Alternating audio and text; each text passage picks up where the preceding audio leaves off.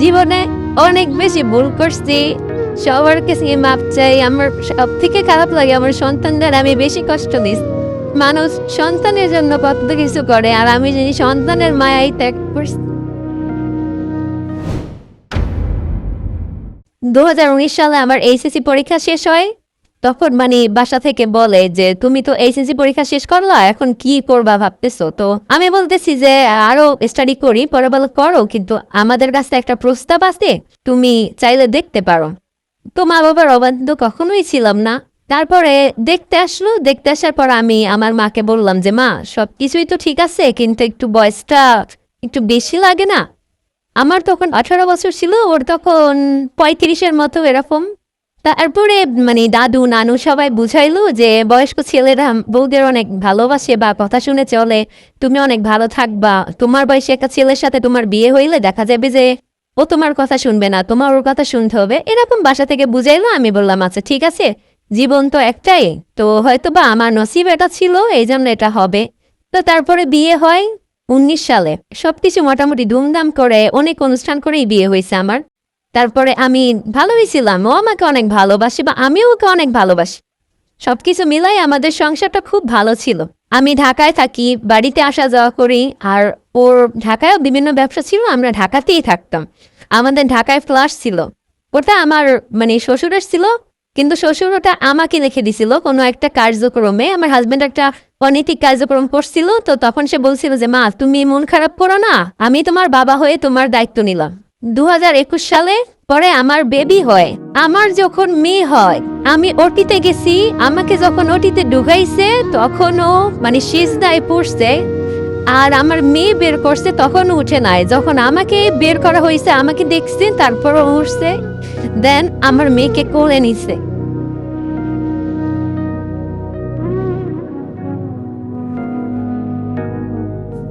এত পরিমাণ ভালোবাসতে। তো বেবি হওয়ার পর আরো আলহামদুলিল্লাহ আরো ভালো যায়, একটা মেয়ে সন্তান আমার। তারপরে 22 সালে আইসা যখন আমার বাবা মারা যায়, তখন আমি মায়ের সাথে থাকতে শুরু করি গ্রামের বাড়িতে। মা তখন একা থাকতো, তো ওইখান থেকে থাকা। তারপরে আমি অনার্স 3rd ইয়ার, কলেজে যাওয়া আসা যাওয়া তখনও ভালো ছিল, তখনও আমার হাজবেন্ড আমার জগৎ এরকম ছিল। কিন্তু 24 সালে আসার পর আমাকে দেখা যায় আমার ফ্রেন্ড সার্কেল ওরা বুঝাইতো যে তোমার সাথে তার ম্যাচ হয় না, যায় না, তুমি বাইরে ঘুরতে বের হইলে মানুষ এইটা বলে সেইটা বলে। তো ওইটা আমার মাইন্ডে কাজ করতো যে আসলে ওরা তো মিথ্যা বলে না, ওরা তো আসলে জিনিসটা মনে হয় ঠিকই বলে। একদিন আমি ফেসবুক স্ক্রল করতে করতে ওই ছেলের পোস্টটা আমার সামনে আসে। ওটা ছিল ওর বাবাকে নিয়ে কিছু একটা লেখা। তো আমারও বাবা নাই, পুরো বাবা নাই, তো এটা একটা ইমোশনাল জায়গা। পরে আমি ওইখানে একটা রিয়েক্ট দিয়ে একটা কমেন্ট করি। তারপরে ও আমাকে ফ্রেন্ড রিকোয়েস্ট পাঠায়। করার পর কথা হচ্ছে আমাদের। তারপরে এক প্রকার আমি কথা বললে কেমন জানি একটু ভালো লাগে আমার কাছে ওর সাথে কথা বলতে। তখন আমার হাজব্যান্ড থাকতো ঢাকায়, আমি তখন দেশে ছিলাম। তো কথা হইতে হইতে একসময় অনেক কথা হয়, আমাদের বাসার ডিস্টেন্স কাছাকাছি, এরকম কথা হচ্ছে, নিয়মিতই কথা হচ্ছে। ওর বাবা নাই, ছোটবেলা থেকে ও অনেক অভাবে বড় হয়েছে, এটা আমাকে বলতে শুরু করলো। আপনি বিশ্বাস করবেন না, আমি ওর সাথে একদিন কথা বললা, ও আমাকে বলতেছে যে ওর কাছে চলার মতো কোনো টাকা নাই। এটাও আমাকে একদিনে বলছে। তখন আমি বিকাশে তখন প্রথম দিয়েছিলাম শুধু একদিনের কথায়, যে একটা মানুষ এত কষ্টে চলে কিভাবে। আমি একদিন হুট করে বলি কি চলো আমরা একটু বের হই। আচ্ছা ঠিক আছে তুমি আসো। তখন আমি বাবার বাড়িতে, পরে আমি যাই ঘুরতে। এটা ছিল আমাদের একদম প্রথম দেখা।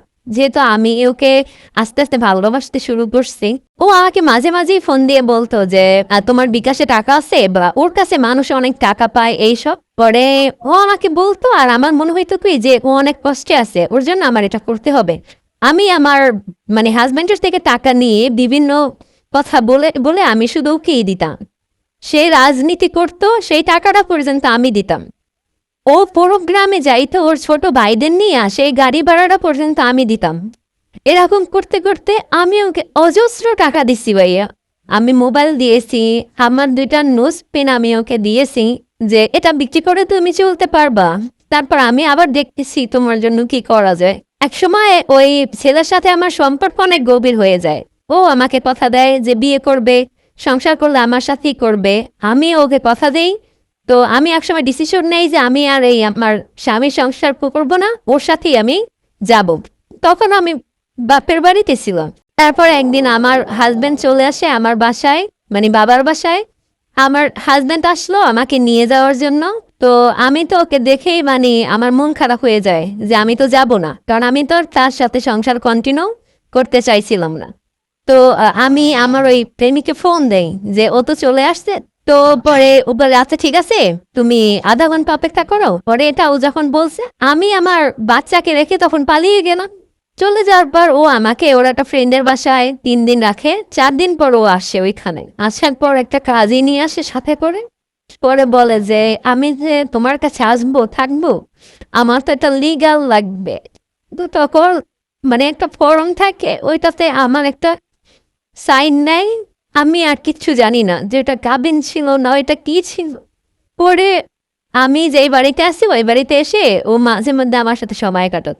পরে এক সময় বলতো যে চলো আমার বাসায় চলো। ওর মা আছে বাসায়, বোন আছে, সবাই। প্রেমিক বলছে যে তোমার যে বিয়ে হয়েছে, একটা বাচ্চা আছে, সংসার আছে, এটা তুমি আমার মাকে কখনো বলবা না, এটা আমি আমার মতো করে ম্যানেজ করব। তারপরে আমাকে তো বাসায় নিয়ে যায়। নিয়ে যাওয়ার পর তো তারা মহাখুশি আমাকে দেখে। ওর ছোট বোন বলতেছে যে আমি এরকম একটা ভাবি চাইছিলাম, সবই ঠিক আছে, সবকিছু মিলাইয়া ভালোই। ওর মা আসলো, তারপরে আমাকে ভাত খাইতে দিল। আমার আম্মু ফোন দিয়ে কান্নাকাটি, বাসা থেকে খোঁজাখুঁজি হয়নি ওইভাবে যে আমার মা জানতো যে আমি ওর সাথেই আছি। স্বামী ছিল আমাদের বাসায়। আমার মা আমার হাজব্যান্ডকে বলতেছে বাড়িতে চলে যাও, ও হয়তো তোমার সাথে অভিমান করে ওর একটা ফ্রেন্ডের বাসায় আছে, ও চলে আসবে। পরে ও ওর বাড়িতে চলে গেল। বাচ্চাটা আমার মার কাছে ছিল। আমার মা তো আমাকে ফোন দেয় আমি যাবো কিনা। পরে আমি আমার মার ফোন রিসিভ করি না। পরে আমার মার ভাই আসলো ওর বাসায় ওর ঠিকানা খুঁজে। পরে আসার পর তো আমার মা এসে ওর মার সাথে বলল যে আপনি যে ওরে ঘরে রাখছেন, আপনি কি জানেন যে ওর একটা বাচ্চা আছে, ওর সংসার আছে। ওর মা আমার দিকে তাকাইতেছে যে তুমি আমাকে কি বলছো, আর মানে এটা কি শুনতেছি আমি। পরে ওরে জিজ্ঞাসা করলো যে তুমি কি জানতা যে এ মেয়ের যে বাচ্চা আছে, সংসার আছে। পরে ও বলতেছে যে আমি জানি, আমি জেনে শুনেই কথা বলছি, আমি সবকিছু জানি, কিন্তু আমি তোমাদের সাথে বলতে না করছি। যেটা বলার পরে তো আমার মা বলল এখন তো আমার মাও আমাকে বাসায় নিবে না, আর ওর মাও তো আমাকে রাখবে না। এরকম পরে এক প্রকার আমাকে বাসা থেকে বের করে দিল। বের করে দেওয়ার পর আমার ওই প্রেমিকরে বলতেছে যে তুমি যে থাই ইচ্ছা সে থাই নিয়ে যাও। আমার মা বলতেছে আমি আর ওকে বাসায় নিব না। পরে আমি তখন ওরে বলতেছি যে তুমি এখন কি করবা, আমার তো সব কিছু শেষ হয়ে গেল। পরে বললো তুমি বাসাতে যাও, আমি আসবো। আম্মুকে বুঝাই টুজাই দিল। পরে আম্মু আমাকে বাসায় নিয়ে আসলো। আমি যাই দেখি আমার বাচ্চাটা ঘুমাই আছে। যখন ডাক দিলাম তোমার মাকে নিয়ে আসছি, সাথে সাথে উঠছে, ওইটা আমাকে জড়াই ধরছে। জড়াই ধরা বলতেছে যে মা তুমি কই গেছিলা, তুমি আমাকে নিয়ে যাওনি।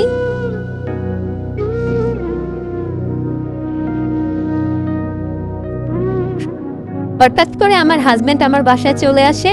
তখন আমাকে ধরছে, ধরে বলে যে তোমার কি হয়েছে, তুমি তো এমন ছিলা না, তুমি কেন এমন হয়ে গেল। আমার মা বলতেছে আমার হাজবেন্ডকে যে ওর মোবাইলটা নিয়ে যা, ওর মোবাইল নিলে দেখা যাবে যে ওর কি হয়েছে, ও কেন এমন করতেছে। আমি তো মোবাইল দিব না। তখন আমি আমার ওই যে না আমার কাছে কোনো মোবাইল নাই, আমি মোবাইল দিব না। আমার হাজবেন্ড তখনও কিছু বুঝে নাই, তখনও কিছু জানে না, সে শুধু তাকে তাকে দেখতেছে যে কি বলছে। আমার হাজবেন্ড তো আমাকে বুঝাইতেছে যে যা কিছু হয়েছে এখন চলো আমরা বাসায় চলে যাই বাচ্চা নিয়ে। কিন্তু আমার তো তখন মাথাতে ওই ছেলের ভূত যে তখন আমার ভালো কোথাও ভালো লাগে নাই। পরে ও ওর বাড়িতে চলে গেল। পরে ফোন দেই যে কি করবা তুমি এখন ওই ছেলেটাকে, যে আমার তো এসব হয়ে গেছে, এখন তুমি কি করবা। পরে ও বলে তোমার সাথে আমার একটু কথা আছে। পরে আমি বলি কি কথা, তুমি আমাকে বল। বলার পরে বলতেছে কি যে এখন বলবো না, তুমি কালকে আইসো। তো আমি সকালে বের হয়ে আসি। বের হয়ে আসার পর ও আমাকে বলতেছে যে তুমি ই করো, আমি আর পারতেছি না, আমার বাসায় ঝামেলা হচ্ছে, এটা এ পর্যন্তই খামু। ও বলতে যে আর আমার সাথে সম্পর্ক রাখবে না। তখন ভাইয়া 100-র উপরে মানুষ ওদের দুই পাশে, কিন্তু আমার মাথায় কোনো চেঞ্জ নাই যে ও আমাকে বলছে যে ও আর সম্পর্ক রাখবে না। তখন আমি ওর ওই রাস্তায় বসে ওর পা দুইটা আমি জড়াই ধরি যে না তুমি এই সময় এসে আমার সাথে এটা করতে পারবা না। পরে ও আমাকে এমন ভাবে লাথি দেয়, আমি মানে রাস্তা থেকে গৈরাতে পড়ে যাই। ওই সময় আমার বলার মতো কিছু ছিল না, যে মানে কি বলবো আমি আমি একদম পড়ে যাবো। তারপর তো আমি ওইখান থেকে বাসা চলে আসি। আবার এর ভিতরে তখন ওই বাবা এসে বাচ্চা নিয়ে যায়। তো আমি বাসাতে যাওয়ার পর আম্মু আমাকে অনেক গালিগালাজ করে, কেমন মা, কেন পেতে রাখছো, ওকে কষ্ট দিছো, এটা করছো সেটা করছো। আমি না জিনিসটা আমার কাছে খুব পেইন লাগছে। তখন আমার বাচ্চার কথা মনে হইতেছিল যে ও আমাকে ছাড়া একটা দিন থাকতে পারতো না, আমার কি হয়েছে, আমি এমন করতেছি জান।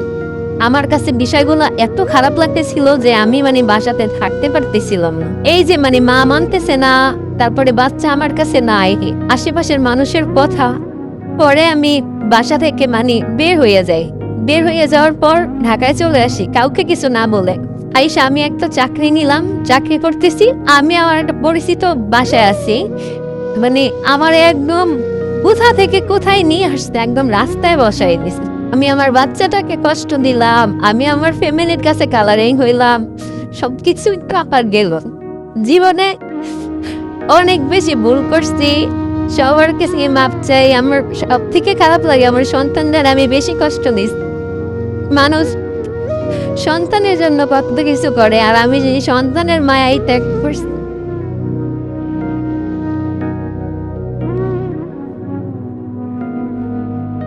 আমি বাড়িতে যাব, খুব শীঘ্রই যাব, আমার সন্তানের কাছে আমি যাব। আমি সব কিছুই ঠিক আছে, কিন্তু মেয়ে মানুষ কেন শিক্ষা নেয় না? আজকের অতিথির গল্পটা আমাদের সমাজের এক কঠিন বাস্তবতার দিকে আঙ্গুল তোলে। একটা সম্পর্ক যেখানে ছিল স্বামী, ছিল সংসার, কিন্তু সেখানে জায়গা করে নেয় পরকীয়া। পরিণতিতে সংসার ভেঙে যায়। ধর্ম আমাদের শেখায়, যে সম্পর্কে বিশ্বাস নেই সেখানে শান্তি নেই, আর যে ভালোবাসা অন্যের কষ্টের উপরে দাঁড়িয়ে গড়ে ওঠে তা কখনো টিকে না। আজকের অতিথি শুধু একজন মানুষ নন, তিনি একটা শিক্ষা। এই শিক্ষা হলো, নিজের ঘর ভেঙে অন্যের ঘরে সুখ খুঁজতে গেলে শেষ পর্যন্ত মানুষ একা হয়ে যায়। পরকীয়া কোনো ব্যক্তিগত বিষয় নয়, এটা আজ সমাজ ধ্বংসের নীরব অস্ত্র। একটা অবৈধ সম্পর্ক শুধু দুইজন মানুষকে না, একটা পরিবারকে, সন্তানদের ভবিষ্যৎকে, এমনকি পুরো সমাজের নৈতিক ভিত্তিকেই কলুষিত করে। ধর্ম স্পষ্টভাবে বলে দিয়েছে, পরকীয়া হারাম, কারণ এটা বিশ্বাস হত্যা করে, সংসার ভাঙে, আর মানুষের অন্তরে অশান্তি ছড়ায়। আজ আমরা এমন এক সময় দাঁড়িয়ে যেখানে ভালোবাসা শব্দটা ব্যবহার করে বিশ্বাসঘাতকতা করা হচ্ছে।